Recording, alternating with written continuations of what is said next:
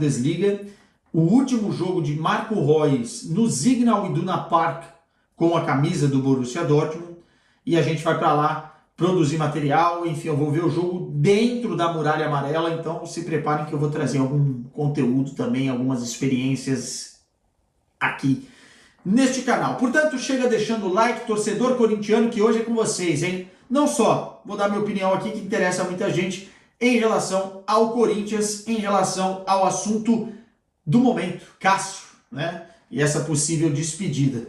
Like, comentários sobre o que eu vou falar aqui, sobre a atuação do Corinthians contra o Argentino Júnior, e também inscreve no canal, quem não for inscrito e chegar por aqui, vai dar essa moral para mim, que eu vou gostar demais. Ó, vamos começar falando sobre o jogo, porque o assunto Cássio eu quero deixar para o final, quero tentar organizar as ideias dessa forma neste vídeo. Para mim foi a melhor atuação do Corinthians na temporada. O adversário mostrou muitas fragilidades. Esse Argentino Júnior não é o mesmo que complicou a vida do Corinthians na temporada passada na Libertadores e que terminou, inclusive, a temporada argentina com uma boa pontuação. O time do Milito. É um time com dificuldades, inclusive está com dificuldades sérias nesta fase de grupos da Sul-Americana. Entretanto, a gente não pode colocar só na conta da fragilidade do adversário a boa atuação do Corinthians, para mim, a melhor da temporada até esse momento. E a melhor porque mostrou algumas qualidades do Corinthians que precisam ser mais exploradas pelo técnico Antônio Oliveira. E eu acho que, inclusive, a formação nesse 4-3-3, que é o que o treinador se sente mais à vontade, e me parece que é o que a equipe sente-se mais à vontade também, é a ideal para esse momento. Inclusive, o 11 inicial, né?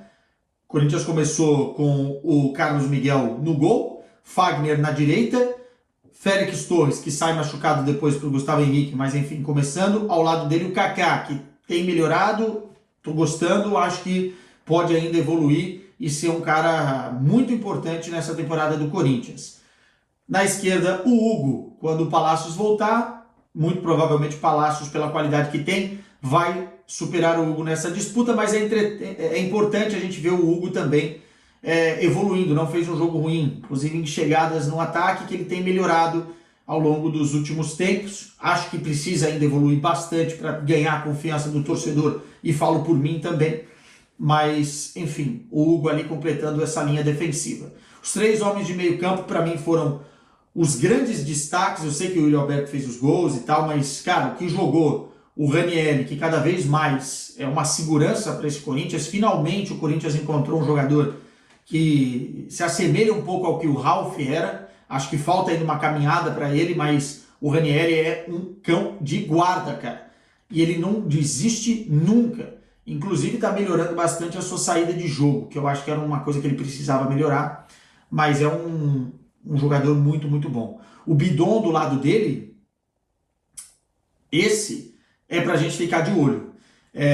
Eu acho que o Breno Bidon surge, ele tem 19 anos só, né? Ele surge como um jogador ainda muito tímido nas suas ações, se escondendo um pouquinho do jogo, mas à medida que o tempo vai passando, que ele vai ganhando confiança na equipe principal e que o Antônio Oliveira vai dando confiança para ele, é um jogador que tem um refino no passe, é um jogador também que vai ser importante no sistema defensivo, porque ele desarma, ele rouba bolas, enfim, e que consegue fazer o motor girar, a máquina girar com mais qualidade. É um passador, né? É um cara de organização. E faltava esse cara, eu sei que em algum vídeo aqui sobre o Corinthians eu falei, falta um cara de tato no meio campo, né? Um 8, que pode ser o Breno Bidon. Eu só acho que ele ainda é muito jovem, ele vai oscilar, vai ter jogo que ele vai errar e que ele vai estar mais apagado, e que a torcida precisa ter paciência. Mas me parece que esse cara bem lapidado pode ser um novo motorzinho nesse time do Corinthians e trazer mais qualidade a esse deserto de ideias que o meio-campo do Corinthians apresenta muitas vezes na temporada. Então eu estou gostando muito do Bidon. E o Garro é o grande diferencial no meio-campo, no sentido de agressividade, né? Um jogador que não tem medo de arriscar passe, muitas vezes ele vai errar passe, porque ele também não é o melhor meia do futebol mundial ou do futebol argentino. Ele é o Garro, mas ele é um cara destemido, gosto. arrisca chute, arrisca passe, arrisca inversão de jogo, tenta acelerar, tenta ser agressivo nas ações, consegue dribles também efetivos, né? Não aqueles que não levam a nada. E o Garro é realmente um cara diferente desse meio campo, nesse sentido vertical, né? Na verticalização do jogo. Esses três foram muito bem, tá? Nesse 4-3-3, esses três no meio campo foram muito bem. E aí você tem o Romero pela direita, não dá para tirar o Romero do time, porque ele é um cara brigador, ele é um cara que ajuda na recomposição, ajuda o Fagner lá atrás na marcação. Quando está em campo, luta até o final, às vezes fazendo muitos gols, é verdade, é um dos artilheiros do Corinthians na história recente. Então o Romero, enfim, é um cara que gosta de jogar um pouquinho mais caindo pelo lado, né? Não como um jogador, um falso 9, um jogador referência no meio da área. Eu acho que o Romero por ali pela direita não tem ninguém no plantel do Corinthians que possa fazer melhor que o Romero, tá? O Mosquito é um jogador inferior, né? Não se firmou e, enfim, não consigo imaginar. Então o Romero caindo por ali é essencial, por essa briga, por essa batalha, pelo que ele representa, por dar voz à torcida dentro de campo, né? Ele é um torcedor dentro de campo, é o que o corintiano quer de um jogador. O Romero foi muito bem também. O Wesley é o desequilibrante dessa equipe, é a joia do Corinthians e tem que ser tratado dessa forma. Se derem sustentação ao Wesley, se derem apoio para triangular, para fazer tabela, para fazer jogada de ultrapassagem, esse cara é um perigo no 1 contra 1. E agora ele está melhorando muito num quesito que, enfim, não só no drible, mas no drible com objetividade para cortar para o meio e bater no gol. Está se tornando um perigo, né? Porque ele vem na velocidade, você não sabe se ele cai para a linha de fundo ou se ele balança para dentro. E quando ele vai por dentro, ele está acertando o gol. Cada vez mais que ele acertar o gol, maior a probabilidade dele fazer mais gols, né? E é importante para que um jogador nessa posição hoje em dia no futebol consiga também ser eficiente neste quesito das finalizações. É uma coisa que o Antônio Oliveira tem que trabalhar com ele, mas me parece que ele está em projeção de evolução nesse sentido. E o Yuri Alberto, do que se tem no plantel, é o melhor centroavante. Ele vai perder muitos gols, ele vai perder muitos lances, porque ele não consegue fazer parede, ele não é um jogador enfim, que a bola sai de lá de trás, ele consegue dominar e armar o jogo, ele perde muitas vezes, mas, de uma certa forma, ele não custou o que custou por nada. É um jogador que tem um tato de finalização. O primeiro gol mostra muito isso, né? E não é à toa que ele passou aí o número do Ronaldo Fenômeno com gols no Corinthians. Obviamente, se a gente pegar a porcentagem, o rácio, né, de jogos por gols, ele tem muito mais, ele já passou dos 100, o Ronaldo nem chegou a isso. Mas, enfim, dentro das possibilidades, foi muito bem e conseguiu se destacar fazendo os 2 gols. Pois bem, o Argentino Júnior começou melhor o jogo. Eu acho que nos primeiros 10 minutos, essa pressão sobre a defesa do Corinthians na saída de bola tem sido a tônica dos adversários que se dão bem contra o Corinthians, porque o Corinthians peca ainda muito, e isso é trabalho do Antônio Oliveira. No primeiro período de construção, o Corinthians parece muitas vezes que não sabe o que quer fazer, não sabe se quer sair curto, não sabe se quer quebrar numa bola longa, não sabe se quer atrair o adversário para um lado do campo, depois para inverter para o outro, e aí sim dar saída pelos corredores. Não sabe se quer aproximação dos volantes. E aí, quando você não sabe o que você quer fazer num momento tão importante, é onde o adversário vai sentir o cheiro do sangue e vai tentar te agredir. O Argentino Júnior já tinha feito isso em outras ocasiões, inclusive fazendo gol cedo contra o Corinthians, porque essa pressão alta, quando o time não sabe o que vai fazer, é mortal, cara. É mortal. Perdeu uma, perdeu duas, perdeu 3 bolas ali, se tem um time de qualidade do outro lado, vai acontecer. E nos primeiros 10 minutos eu achei que o Corinthians ia sofrer. Só que aí o Corinthians sai desse abafo e começa a acertar algumas transições ofensivas, especialmente pelo corredor direito. E o Fagner sofre a falta, se eu não estou enganado foi o Fagner que sofreu, e aí, cara, vai tudo na conta do Antônio Oliveira, né? Óbvio que os jogadores executam, mas o plano da falta, a jogada ensaiada, trabalhada, treinada, em repetição, do Antônio Oliveira, né? Ele coloca um jogador no meio para distrair a marcação, e a bola é teleguiada na cabeça do Yuri Alberto, que executa muito, muito bem o movimento e faz 1-0. E aí o Corinthians cresce, a torcida já estava empolgada, consolida, e o Corinthians cresce muito, muito no jogo. Esse primeiro tempo do Corinthians é, sem dúvida, o melhor momento do Corinthians na temporada até aqui.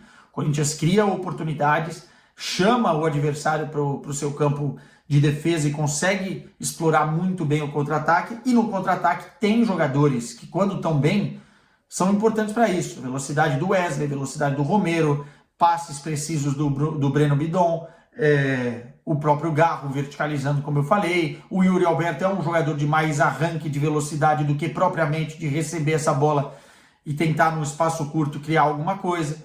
Então, o Corinthians faz um primeiro tempo de luxo. Não é à toa que depois, numa pressão de saída de bola, o Argentinos Júnior erra e o Wesley faz um golaço. Aquele gol é um gol de extrema inteligência, porque ele já bate girando numa precisão enorme, encobrindo o goleiro. Mas o Wesley a gente já conhece que é capaz de fazer esse tipo de jogada, esse tipo de lance.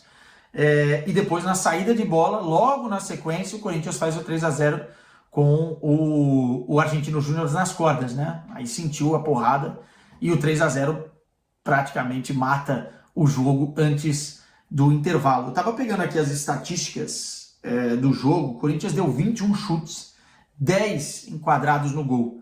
E o Argentino Júnior teve mais posse de bola, 59%. Ou seja, o Corinthians foi muito efetivo na troca de passes, né? O Corinthians foi muito efetivo na transição ofensiva e por isso conseguiu fazer o 3-0. No segundo tempo, o time não perdeu a sua capacidade, até porque teve algumas outras chances, mas deu uma esfriada no jogo, estava ganhando de 3-0, as substituições aconteceram e tal, sofreu alguns sustos, é verdade, né? O Carlos Miguel teve que ir bem novamente, mas aí sai o gol do Fausto Vera, que é importante para ele, especialmente mais do que para o Corinthians, porque o jogo já estava resolvido, para ele ganhar um pouquinho mais de confiança, porque eu nunca vi um argentino tão sem confiança como é o Fausto Vera. Talvez o Garro tenha que influenciar ele, coisa que o Matias Rojas não conseguiu. Talvez o Matias Rojas era mais sem confiança do que o próprio Fausto Vera, não sei, é uma briga boa, mas de certa forma o 4-0 coloca o Corinthians bem ali na disputa pelo primeiro lugar na vaga da Sul-Americana e também dá ao torcedor uma esperança de dias melhores, né? Depois da derrota contra o Flamengo, o time ainda não está se encontrando na temporada, tem a questão de estar próximo da zona de rebaixamento, então acho que o 4-0 vai dar uma confiança e uma estabilidade um pouquinho no trabalho do Antônio Oliveira, que é importante, né? Eu já vi muita gente pedindo a saída do Antônio Oliveira durante esse período todo e tal. Cara, muita calma, porque o ano vai ser muito sofrido e o Antônio Oliveira está só no começo do trabalho. Já tem coisas positivas. Faltam muitos ajustes.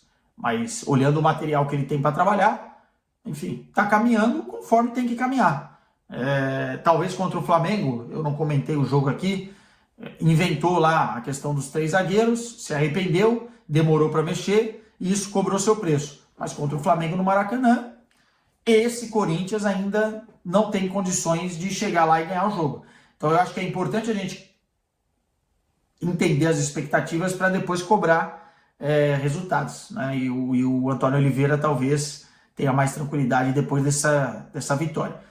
E daí vamos falar do Cássio, né? Recentemente eu gravei um vídeo aqui falando o quanto me irritava, o quanto me causava indignação certos torcedores, pseudos torcedores, que criticavam o Cássio fora do tom, que xingavam o Cássio, que, enfim, foram, inclusive, ameaçar o Cássio nas redes sociais do próprio jogador. Enfim, meia dúzia de babaca. Meia dúzia não, porque babaca tem aos montes também, mas, enfim, não é tão representativo quanto parece. É que as coisas ruins, elas ganham uma proporção muito maior do que as coisas boas, né? E aí a gente fica com essa impressão. Mas o termômetro está na arquibancada, né? O termômetro está na rua, está em Itaquera. Todo jogo o Cássio tem tido seu nome gritado pelas arquibancadas, enfim, chamando de melhor goleiro do Brasil, dando um apoio moral, especialmente depois que ele perdeu, obviamente, a vaga para o Carlos Miguel. Como eu disse, você pode ter tua opinião. Ah, ele não deve ser titular do Corinthians, ou tá acabando o ciclo dele. Isso é normal. Agora, o tom das palavras é totalmente diferente. E é uma falácia dizer que a torcida do Corinthians está mandando o Cássio embora. Que a diretoria do Corinthians está mandando o Cássio embora. Pode e deve existir a análise dos erros que a diretoria comete, porque no Corinthians parece que nada é feito de uma forma caprichada, tudo é feito às 3 pancadas, como eles dizem aqui em Portugal, né? E o processo de transição do Cássio deveria ter sido uma prioridade neste início de temporada, tanto com o Mano, quanto agora com o Antônio Oliveira. Primeiro, tinha que se definir, vai renovar o contrato do Cássio até mais um ano? Não vai? O que vai fazer? Esperar vencer e depois o Cássio vai poder procurar novos ares? Isso não foi, essa estratégia nunca foi traçada. E óbvio que isso cria na cabeça do jogador muitas dúvidas, né? Pô, será que eu fico? Será que eu não fico? Será que, enfim, vou renovar? Será que eu procuro outro lugar? 36 anos, estou na reta final da minha carreira. Aí começa a cobrança a ser muito, muito grande, porque ele é um dos poucos remanescentes de todo um ano, a temporada passada, que foi horrorosa para o Corinthians, e ele tem que dar a cara toda hora para bater na zona mista e tal, e tudo isso vai mexendo com o psicológico do jogador. Então, assim, a diretoria erra com o Cássio, sim, porque isso já deveria estar mais definido. Ou, por exemplo, mesclar, né, o Carlos Miguel nessa transição, goleiro titular, como eu falei da outra vez aqui, nas Copas ou no campeonato, e o Cássio nas Copas ou no campeonato, enfim, aí vai do ajuste fino que é feito pelo treinador. E tudo isso acordado certinho, se vai renovar e se não vai. Nada disso foi feito. Então, obviamente que nós estamos agora no meio das competições lidando com uma crise com um dos maiores ídolos do Corinthians, que pode reforçar o Cruzeiro. E daí vamos lá. Esse negócio do Corinthians estar oferecendo 2 anos de renovação, agora mais 3 anos de renovação para o Cássio, não pode acontecer.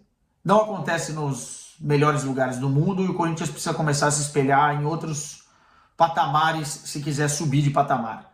Cara, por mais que o Cássio tenha uma idolatria, nenhum clube gigante aqui da Europa fica renovando o contrato por mais de uma temporada com um jogador que já está acima dos 35. Ou menos. O Real Madrid, por exemplo, não renova com nenhum jogador depois dos 30 anos por mais de uma temporada. É temporada a temporada. Isso é uma política dentro do clube, exatamente porque o jogador pode pensar eventualmente em sair, porque tem que ver o rendimento, porque tem que ver questão salarial, tem que ver equilíbrio. No Bayern de Munique, por exemplo, temporada passada, final de 2013, o Bayern renovou até mais uma temporada com o Neuer, mais uma temporada com o Thomas Müller. Não teve essa de renovar 3 temporadas. Você não sabe como o jogador vai estar performando.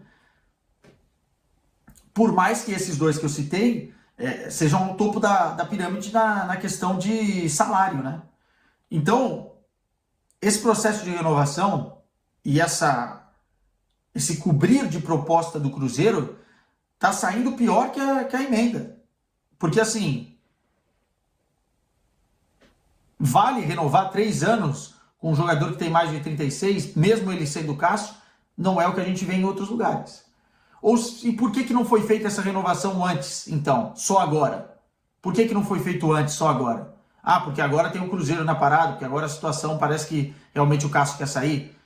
É sempre em cima do joelho as paradas, cara. E isso é muito maluco.